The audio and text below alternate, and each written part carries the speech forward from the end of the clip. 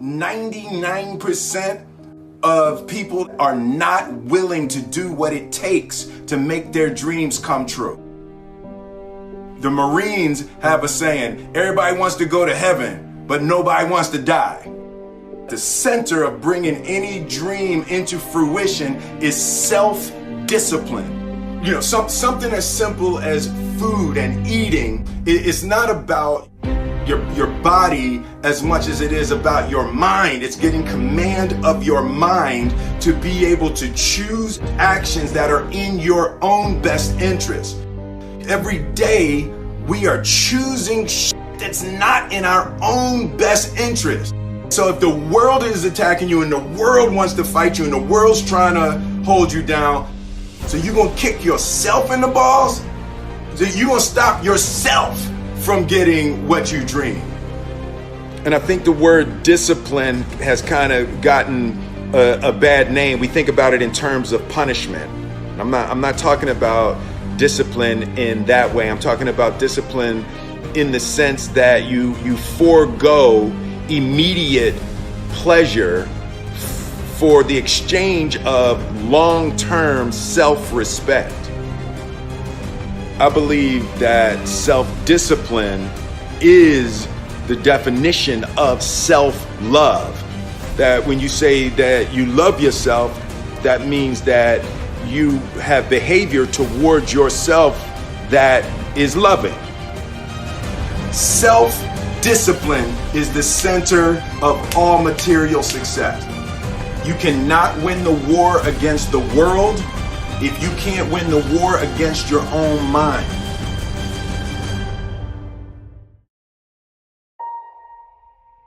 Self-love is when you say to yourself, oh man, look, I know you and that girl got a real connection. I know y'all vibe, but that's your girl's cousin. So I love you too much to let you do that. It's like you say to yourself, hey man, look, I know you want to eat that pizza and it'll be really good, but I can't let you eat that, man, because if you eat that pizza, you're going to feel like shit, and I love you too much to let you eat that. Self-love is, hey, look, I know you got a test on Monday, and I know you really want to go out with your friends. It's Saturday night, you want to go out, but if you fail that test, you're not going to feel good about yourself. I love you too much to let you go out tonight. Self-discipline is self-love. If you want to be happy, you have to love yourself, which means you have to discipline your behavior. The road to sustained happiness is through disciplining your behavior. We tend to base our self-esteem on what other people think.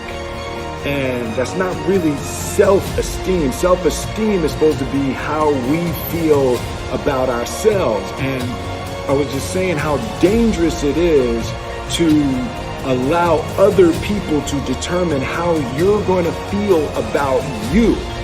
And it's kind of like looking into a broken mirror.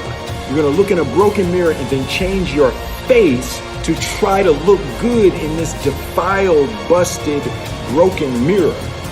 And it just, other people's opinions is a really way to determine how we feel about ourselves.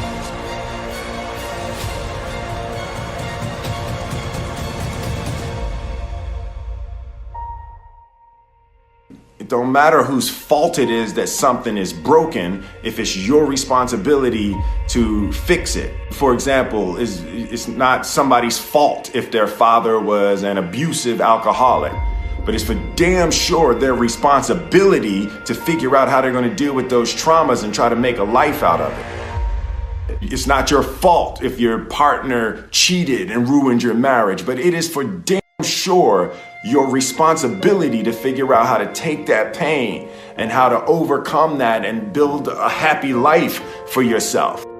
Fault and responsibility do not go together. It sucks, but they don't. When something is somebody's fault, We want them to suffer. We want them punished. We want them to pay. And we want it to be their responsibility to fix it. But that's not how it works, especially when it's your heart. Your heart, your life, your happiness is your responsibility and your responsibility alone.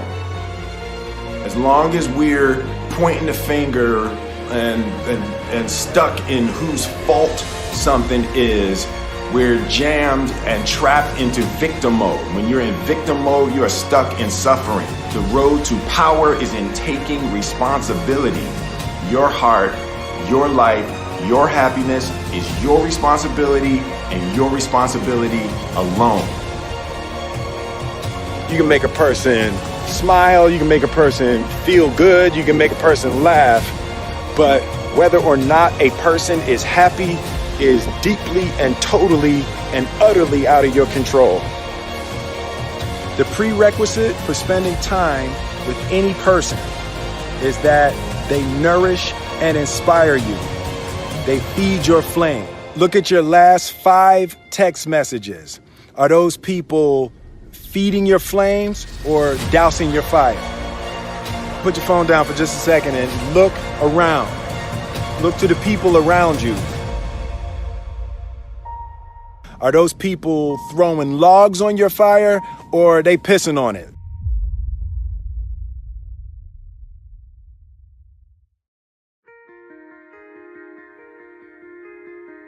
I want my life, I want my work, my family, I want it to mean something. And it's like, if you are not making someone else's life better, then you're wasting your time. The separation of talent and skill is one of the greatest misunderstood concepts for people who are trying to excel, who have dreams, that want to do things. Talent you have naturally. Skill is only developed by hours and hours and hours of beating on your craft. You don't try to build a wall. You don't set out to build a wall. You don't say, I'm going to build the biggest, baddest, greatest wall that's ever been built. You don't start there. You say, I'm going to lay this brick as perfectly as a brick can be laid. There will not be one brick on the face of the earth that's going to be laid better than this brick that I'm going to lay in this next 10 minutes. And you do that every single day. And soon you have a wall. And soon you have a wall. And I think psychologically, the advantage that gives me over a lot of people that I have been in competition with in different situations is it's difficult to take the first step when you look how big the task is.